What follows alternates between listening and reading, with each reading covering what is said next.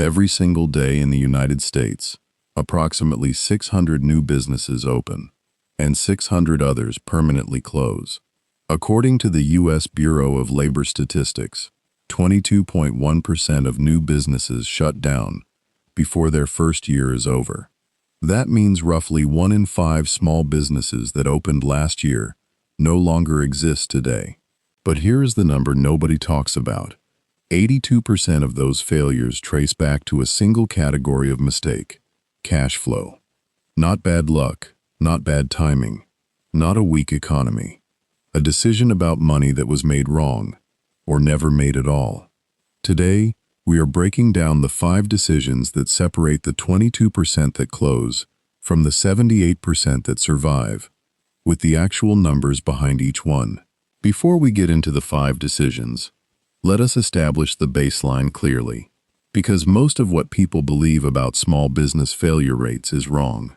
The popular claim, repeated endlessly online and in entrepreneurship content, is that 90% of businesses fail within the first year. That number is fiction. It originated largely from a misquoted statistic about restaurants in the early 2000s and has never been supported by primary data.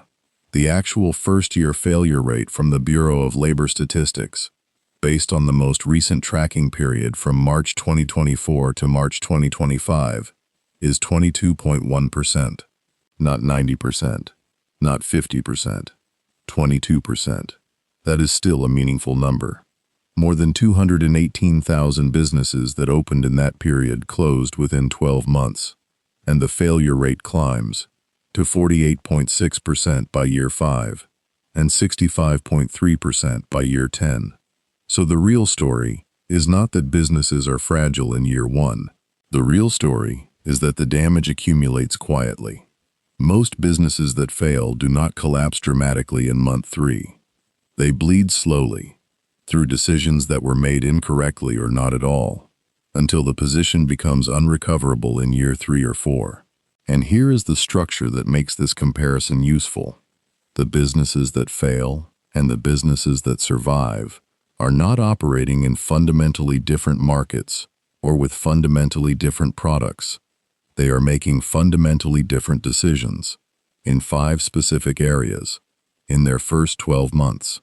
Those 5 areas are the same 5 areas that show up repeatedly across post-mortem analyses from CB Insights, SCORE, and the Small Business Administration.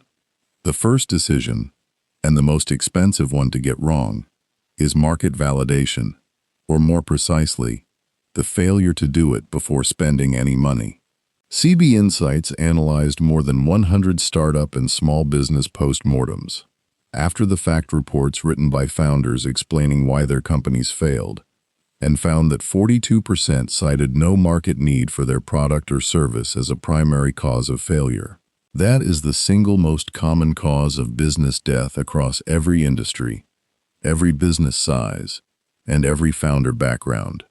Not the economy, not competition, not insufficient capital.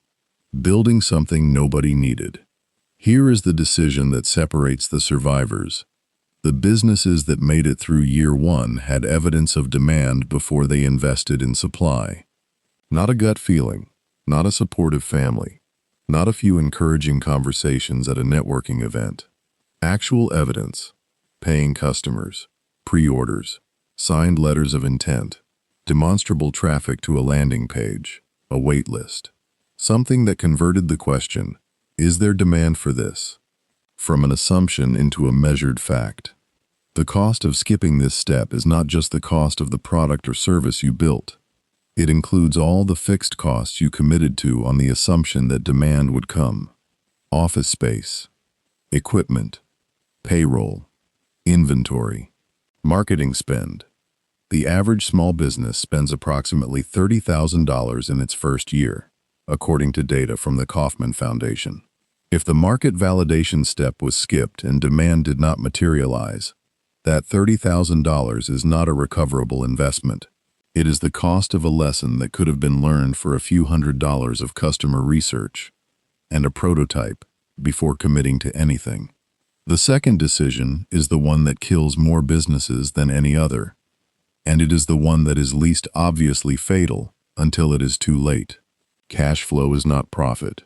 This is the most important distinction in small business finance, and most first-time business owners do not fully internalize it until they are in trouble. A business can be profitable on paper, meaning revenue exceeds expenses when you run the numbers, and simultaneously be out of cash. This happens when customers owe you money that has not been collected yet, when large fixed costs are due before revenue arrives, or when inventory or equipment purchases consume cash that future sales have not yet replenished. According to data from Fortunely and Score, 82% of small business failures cite cash flow problems as a contributing factor. A separate study found that 48% of businesses that closed in 2025 specifically ran out of cash, not because they were unprofitable in principle, but because cash was not available at the moment it was needed. An additional 31% ran out of the startup capital they had set aside before the business became self-sustaining. The decision that separates survivors from failures here is the creation and active management of a cash flow forecast. Not a profit and loss statement, which is backward-looking, but a forward-looking monthly map of when cash is coming in and when it must go out. Every business that survived its first year had, whether formally or informally, an answer to this question. What month do I run out of money if revenue is delayed by 60 days? Businesses that failed often did not know that answer until they were living it. The standard financial recommendation for new businesses is a cash reserve of 6 months of fixed operating costs before opening. If your monthly fixed costs are $5,000 in rent, utilities, payroll, and minimum operating expenses, that is a $30,000 cash buffer before you take your first customer. That number is not optional math. It is the margin between a cash flow interruption and a closure. The third decision is pricing, and it is almost always set wrong in year one. Specifically, it is set too low. The intuition behind underpricing is understandable. A new business has no reputation, no track record, no established customer base. Charging less than established competitors feels like the rational way to attract the first wave of customers. The problem is that underpricing does not just reduce revenue. It sets a reference point in the customer's mind that is extremely difficult to revise upward later. And at low price points, the volume of transactions required to cover fixed costs can become literally unachievable in a local or niche market. Here is the math that makes this concrete. A new service business with $5,000 per month in fixed costs needs to determine what price per hour, or per project, covers those costs and leaves margin for the owner's time. At $50 per hour, covering $5,000 per month requires 100 billable hours, essentially full-time hours at 100% utilization, which is impossible to sustain when the owner is also doing sales, administration, and operations. At $100 per hour, 50 billable hours covers costs. At $150 per hour, 33 hours covers costs and leaves meaningful margin.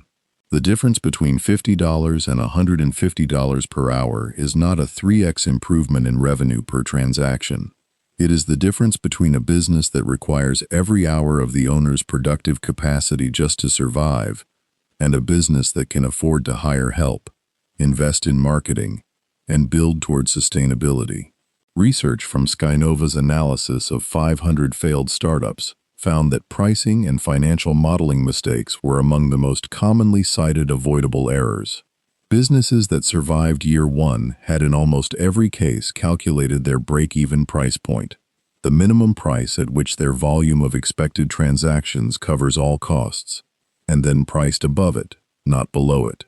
The fourth decision is customer acquisition. Specifically, the failure to have a specific, measurable, affordable, and repeatable method for getting new customers before opening day. This is where "build it and they will come" destroys more businesses than any competitor or market force ever could. The assumption that a great product will generate its own word-of-mouth distribution, that social media will fill the pipeline automatically, or that the physical location of a storefront will drive enough walk-in traffic to sustain the business.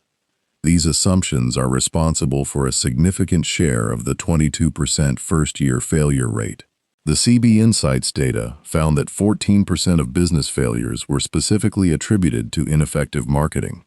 SCOR's research found that small businesses that did not track where their customers came from consistently underestimated their customer acquisition cost, meaning they did not know how much they were spending, in time and money, to bring each new customer through the door. Not knowing your customer acquisition cost means you cannot evaluate whether your marketing is working, cannot decide where to spend more, and cannot calculate whether you are pricing high enough to recover the cost of acquiring the customer in the first place.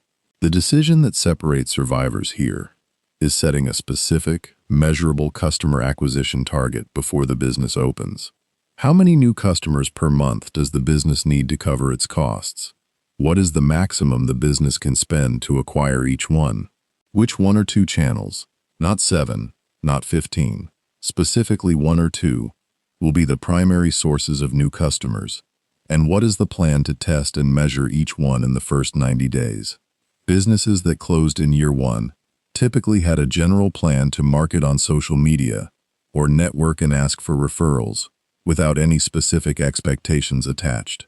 Businesses that survived typically had a specific number. We need 8 new clients per month at this price point to break even, and a specific plan to hit that number. The fifth decision is the one that most business failure analysis ignores entirely, because it sits in the owner's personal finances rather than the business's financials. But it is the decision that determines whether the owner can afford to let the business take the time it needs to become profitable, or whether they are forced to close before that happens. The data from SCOR shows that most small businesses take 18 to 24 months to become consistently profitable. The data from the SBA shows that the average new business owner draws no salary in the first 6 months, and a salary below their previous employment income for the first 2 years.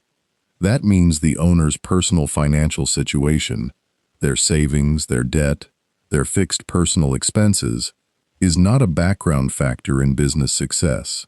It is a central variable.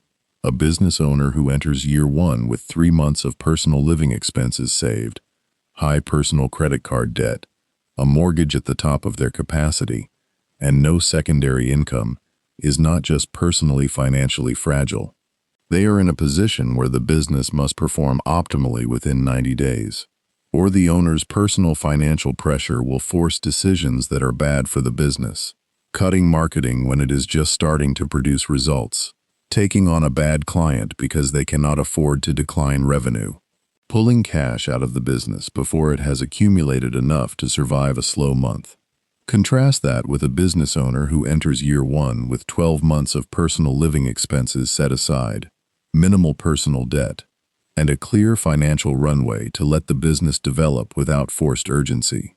They can make better decisions under pressure because the pressure is lower. They can invest in long-term customer relationships instead of short-term revenue. They can walk away from bad deals because they are not financially desperate. The personal finance preparation for business ownership, not the business plan, not the product, is often the single highest leverage thing a prospective small business owner can do before they launch. Spending 12 months aggressively building personal savings and reducing personal debt before opening creates a runway that the business plan alone cannot provide. Let us close the comparison by looking at what the 78% that survive year 1 actually have in common. They validated demand before building product, not with optimism but with evidence. Pre-sales, waiting lists, paying pilots, something that put actual money or commitment on the line before significant investment was made. They tracked cash, not just profit. They knew, at any given point, how many months of operating cash remained, and what needed to happen to avoid running out. They priced above their break-even point from day 1, even when that felt uncomfortable, because they had calculated the math and understood that underpricing at scale produces a worse outcome than pricing correctly and acquiring fewer customers. They had a specific, measurable customer acquisition plan with defined channels, defined targets, and a defined budget per acquired customer. They knew where their next 10 customers would come from before they opened, and they had personal financial runway that gave the business time to develop without forced urgency, compressing every decision into a short-term outcome. None of those are luck. None of them are market conditions. All 5 are decisions that can be made, or not made, in the 12 months before opening day. The businesses that closed made those decisions badly, or not at all. The businesses that survived made them, imperfectly in many cases, but made them. Here is the complete picture.